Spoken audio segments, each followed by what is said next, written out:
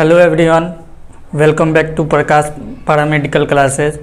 आज हम लोग मसल्स का लेक्चर 3 लेके आए हैं। इससे पहले हम लोग लेक्चर 2 में स्ट्रक्चर एसोसिएटेड विथ मसल्स पढ़ा चुके हैं और लेक्चर 1 में मसल्स और मसल्स के टाइप्स के बारे में बता दिए हैं। तो अगर आपको वो वीडियो देखना है तो आपको लिंक डिस्क्रिप्शन में मिल जाएगा, उसको जाके आप देख सकते हैं और समझ सकते हैं। आज हम लोग लेक्चर 3 में इम्पॉर्टेंट टॉपिक मसल्स के बारे में जान रहे हैं कि मसल कंट्रैक्शन क्या होता है।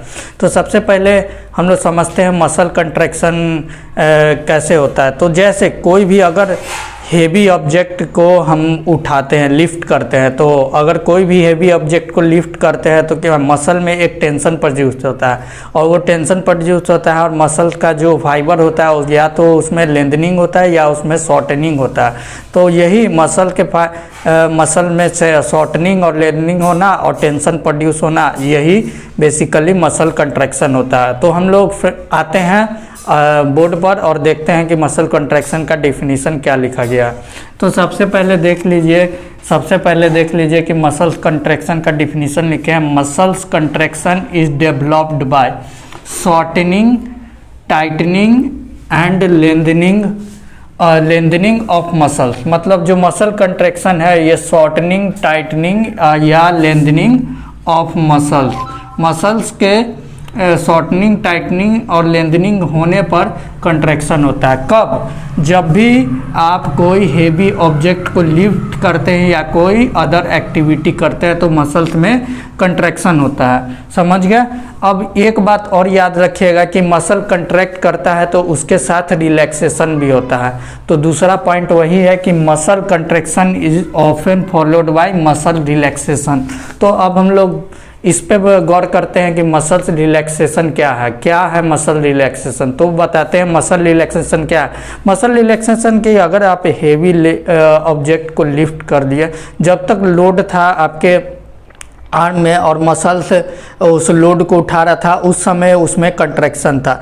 लेकिन जैसे ही आप हेवी ऑब्जेक्ट को रख देते हैं और अपने हैंड को फ्री करते हैं, इफ एक्सेप्ट ग्रेविटी का भी काम होता है मसल पर कुछ ना कुछ ग्रेविटेशनल फोर्स भी लगता है। तो ग्रेविटी को छोड़ते हुए हम लोग बात करते हैं कि अगर हम लोग सिंपली कोई ऑब्जेक्ट को उठाए और फिर रख दिए तो रखने के बाद क्या होता है, मसल जो होता है अपने ओरिजिनल पोजीशन और ओरिजिनल स्टेट में आ जाता है। तो इसी स्टेट को मसल रिलैक्सेशन कहते हैं। तो देख लीजिए यहाँ पर लिखे हैं बस एक लाइन में कि व्हेन कंट्रैक्टेड मसल, यानी जब भी कोई हेवी ऑब्जेक्ट को लिफ्ट किया और मसल कंट्रैक्टेड था वो नॉर्मल स्टेट में चला गया, रिलैक्स हो गया, इसी को कहते हैं मसल रिलैक्सेशन।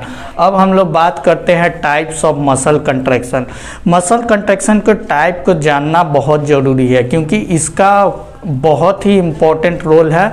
आगे अगर आप इस रिलेटेड आप अगर फिजियोथेरेपी से हैं तो इसका जानना बहुत ज़रूरी है कि कौन से टाइप का कंट्रैक्शन होता है मसल्स में। इस टाइप का कंट्रैक्शन के बारे में पता कर पाएंगे तभी आप किसी डिजॉर्डर को, मसल के डिजॉर्डर को ठीक कर सकते हैं और इसका नॉलेज बहुत अच्छा से रहेगा तो आपको ये चीज़ को ठीक करने में और इसका ट्रीटमेंट देने में इजी होगा। तो दोनों पर्पस से, पढ़ाई के पर्पस से, ऊपर से ये एग्ज़ाम के लिए भी इम्पोर्टेंट है। तो ये दोनों पर्पस को देखते हुए हम लोग चलते हैं टाइप्स ऑफ मसल कंट्रैक्शन का। एक बात ज़रूर कहना चाहता हूँ कि हर एक वीडियो को आप देखिए और स्टेप बाय स्टेप समझिए ताकि हर एक बात आपको क्लियर हो जाए, ताकि आगे दिक्कत नहीं हो पाए। अब आते हैं हम लोग अपने टॉपिक पे। तो देख लीजिए आइसोमेट्रिक कंट्रैक्शन और आइसोटोनिक कंट्रैक्शन, ये दो टाइप होता है। एक आइसोमेट्रिक होता है, एक आइसोटोनिक होता है। आइसोमेट्रिक और आइसोटोनिक कंट्रैक्शन में कुछ डिफरेंसेज है जिसको हम लोग समझते हैं। तो वो डिफरेंसेस क्या क्या है देखते हैं पहले। तो सबसे पहले देख लीजिए contraction of muscles without any movement producing A rotation of the joint. कहने का मतलब कि ये contraction of muscle without any movement, यानी कि मसल कंट्रैक्ट कर रहा है लेकिन आपके जॉइंट में कोई मूवमेंट नहीं हो रहा है। जैसे हम अभी मसल को कंट्रैक्ट करने के लिए हम जोर लगा। देखिए जोर लगाने के बाद क्या हुआ, हाथ में थोड़ा सा वाइब्रेशन भी आ रहा है। तो देखिए जोर लगा, लेकिन क्या हो रहा है, ये वाइब्रेशन को छोड़ दिया, नॉर्मल जोर लगाते क्या हो रहा है, मेरा मसल कंट्रैक्ट हो चुका है, हम फील कर रहे हैं इसको, मेरा मसल कंट्रैक्ट हो चुका है। एक बार आप भी कंट्रैक्ट करके देख लीजिए। लेकिन क्या जॉइंट में कोई मूवमेंट है, कोई भी मूवमेंट नहीं है। तो इस टाइप के कंट्रैक्शन को हम लोग बोलते हैं आइसोमेट्रिक कंट्रैक्शन, यानी मसल के जॉइंट में कोई मूवमेंट नहीं है लेकिन कंट्रैक्शन प्रोड्यूस हुआ। तो आखिर क्या प्रोड्यूस हुआ, मसल के जॉइंट में मूवमेंट नहीं है, कंट्रैक्शन भी हुआ, तो आखिर क्या प्रोड्यूस हुआ, ये क्वेश्चन राइज होता है। तो प्रोड्यूस यहाँ पर हुआ टेंशन, ये टेंशन डेवलप हो जाता है। यहाँ पर जो मसल्स होता है उसमें टेंशन डेवलप होता है। तो muscle contract occur when muscles length remain constant, मतलब मसल का लेंथ को भी कांस्टेंट रहा, कोई लेंथ में चेंज नहीं हुआ, ना शॉर्टनिंग हुआ ना टाइटनिंग हुआ, लेंथ वही रहा, बस मसल्स में एक टेंशन प्रोड्यूस हो गया। तो इसी कंट्रैक्शन को बोलते हैं आइसोमेट्रिक कंट्रैक्शन। इसका एग्जाम्पल दिखाते हैं, समझाते हैं बाइसेप कर्ल। मतलब यहाँ पर डायग्राम से देख लीजिए, ये मान के चलिए आपका हैंड है और यहाँ पर आप कोई भी, ये हैंड है, कोई भी हेवी ऑब्जेक्ट को उठा लिए, ये हेवी ऑब्जेक्ट है, इसको उठा लिए तो, और यहाँ पर आपका एक मसल्स है, ये मसल्स है।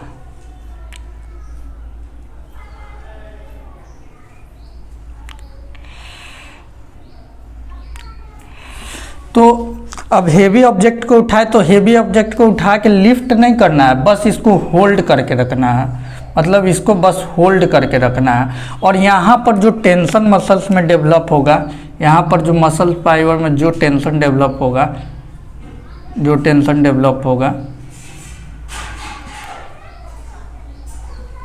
ये मसल फाइबर में, ये आपका हो गया आइसोमेट्रिक। सिर्फ टेंशन डिफरेंस, ना शॉर्टनिंग हुआ है ना लेंथनिंग हुआ है मसल्स में, सिर्फ मसल्स में टेंशन डेवलप हो गया है। तो इसको बोलते हैं आइसोमेट्रिक कंट्रैक्शन। ये बाइसेप मसल का बाइसेप्स कर्ल, मतलब कर्ल किया तब हुआ, या holding heavy load in static position, इस हेवी लोड को स्टैटिक पोजीशन में रखे ये, या बहुत भारी ऑब्जेक्ट जैसे कि कोई कार को धकेलना चाह रहे तो शुरू में आप उसको धकेल नहीं पाइएगा, शुरू में थोड़ा जोर लगाना पड़ता है तब जाके मोशन आता है। तो उस समय जब धकेलते हैं तो उस समय भी आपके बॉडी मसल्स में जो टेंशन क्रिएट होता है उसको आइसोमेट्रिक कंट्रैक्शन कहते हैं। एग्जाम्पल है while trying to lift to heavy object to move by elbow flexor muscle, जो एल्बो फ्लेक्सर मसल है उसमें आइसोमेट्रिक कंट्रैक्शन हो जाएगा। अब हम लोग बात करते हैं दूसरे पॉइंट पर, आइसोटोनिक कंट्रैक्शन पर। एक मिनट फ्रेंड्स, एक बार मैं साइड हो जाता हूं ताकि आप लोग इसको अच्छे तरीके से देख के स्क्रीनशॉट लेके इसको लिख लीजिएगा, बाद में मैं नोट्स दे दूंगा आपको, तब तक आप ये सब चीज़ पॉइंट को लिख लीजिएगा, ठीक है। तो आते हैं टॉपिक पे। तो अब हम लोग आते हैं आइसोटोनिक कंट्रैक्शन के बारे में। तो आइसोटोनिक कंट्रैक्शन क्या होता है, जस्ट अपोजिट आइसोमेट्रिक का।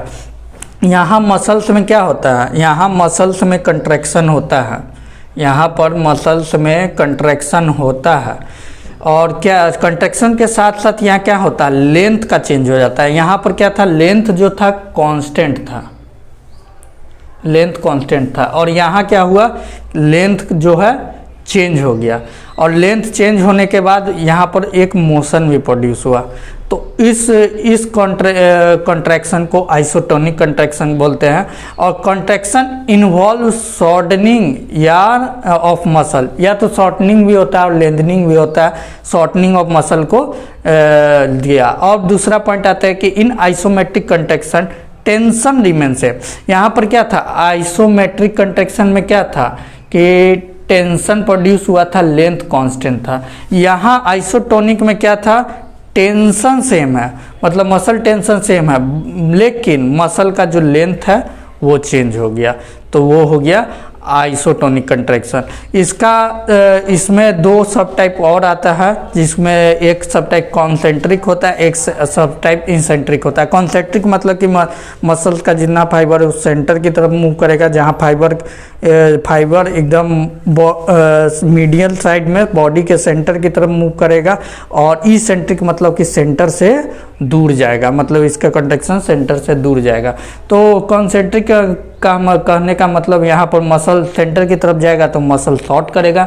मतलब कहने का मतलब कि ये मसल्स है, एक मसल्स बना देते हैं को, और इसका मान के चलिए ये पॉइंट ओरिजिन ले लिए सेंटर का, और सेंटर की तरफ जब मूव करेगा तो ये नॉर्मल मसल्स है, ये नॉर्मल है। अब इसको सेंटर की तरफ मूव करते हैं तो ये कंट्रैक्ट किया, कंट्रैक्ट करेंगे तो इसका क्या होगा, मसल का शॉर्टनिंग हो जाएगा।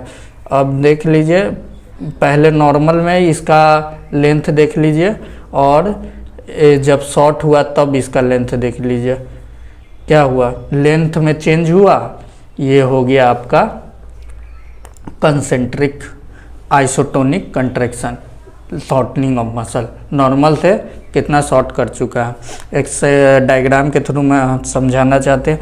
उसके बाद इसका एग्जाम्पल होता है एल्बो फ्लेक्सर लिफ्टिंग ए मैनेजेबल वेट, मतलब कि कोई भी वेट जिसको आप उठा सकते हैं, मतलब बाइसेप का आप एक्सरसाइज करते हैं अपने हिसाब से जितना उठा सकते हैं कर सकते हैं, तो वो वेट को आप फ्लेक्शन करते हैं तो वो आपका हो गया। उसके बाद इसेंट्रिक में क्या होगा, लेंथ जो मसल का होगा वो क्या होगा, सेंटर से दूर जाएगा।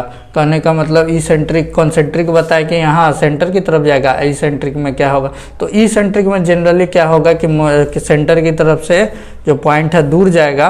तो ये इसमें क्या होगा, ये बोर्ड पे आप लोग को फिगर दिख रहा होगा, ये सेंटर से दूर की तरफ जा रहा है, तो ये इस मसल में लेंथनिंग हो गया, लेंथ आ गया।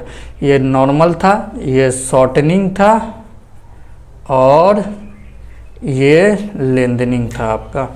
तो अगर जस्ट इस फिगर को एक बार देख लेते हैं कि अगर बाइसेप को लिफ्ट किए ऊपर की तरफ, मतलब ऊपर की तरफ मोशन करके बाइसेप उठाए, तो यहाँ का डंबल उठाए तो यहाँ का मसल जो है वो शॉर्टनिंग होगा, यहाँ कॉन्सेंट्रिक हो जाएगा ये सेंटर की तरफ। और इसेंट्रिक कब क्या होगा, जब यही हेवी लोड को मसल को अब इसको नीचे की तरफ डाउन कर रहे हैं, डंबल को नीचे की तरफ डाउन कर रहे हैं, तो यहाँ पर क्या होगा, यहाँ पर मसल फाइबर में लेंथनिंग हो जाएगा। तो आप लोग कंट्रैक्शन ऑफ मसल्स के बारे में समझ गए हैं। तो उसके बाद हम लोग आगे बढ़ते हैं एक्शन ऑफ मसल, कि मसल का क्या एक्शन होता है इसको बता देते हैं। उसके बाद न्यूरोनल कंट्रोल को बता के आज के लिए बस इतना ही। आपको ये टॉपिक समझ में आ गया होगा। अगर कोई भी डाउट है तो आप इसको कमेंट बॉक्स में कमेंट कीजिए, और उसके बाद हमारे चैनल पर बने रहिए। चैनल को लाइक कीजिए, शेयर कीजिए और सब्सक्राइब कीजिए, और वीडियो को पूरा देखिए ताकि आप लोग को बहुत अच्छे तरह से समझ में आ जाए। Thank you.